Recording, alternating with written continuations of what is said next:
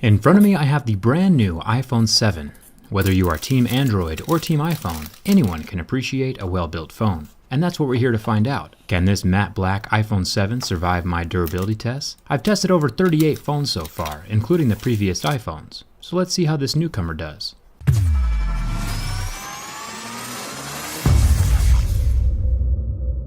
Let's start with the scratch test. I have a set of mineral picks that tell me where the hardness of the glass falls on Mohs scale of hardness. Sapphire glass would be around an 8 or a 9 on Mohs scale, or plastic screens like the Galaxy S7 Active would scratch at a level 3. Normally, the average smartphone will start scratching at a level 6, and this appears to be the case with this new iPhone 7. It is on par with the typical smartphone screen hardness. Coins and keys won't scratch it, but you should keep it protected anyway. There are still plenty of abrasive materials in the environment, hiding in the pockets of your jeans or purse that can cause scratches to the screen of your phone.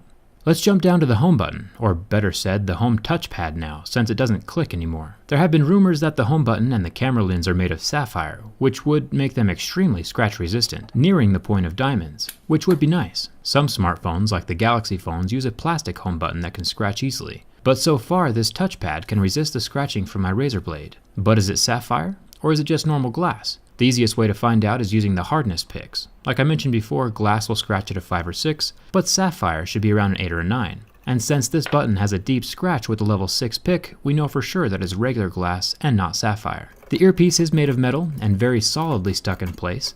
It won't be sliding around or falling out like the old iPhone 4s did. Now with the back aluminum, I will be scratching a jet black version very soon, but so far this matte black version holds up extremely well to my keys. You can hardly tell that it's been scratched. Razor blades, on the other hand, will scratch the phone just fine.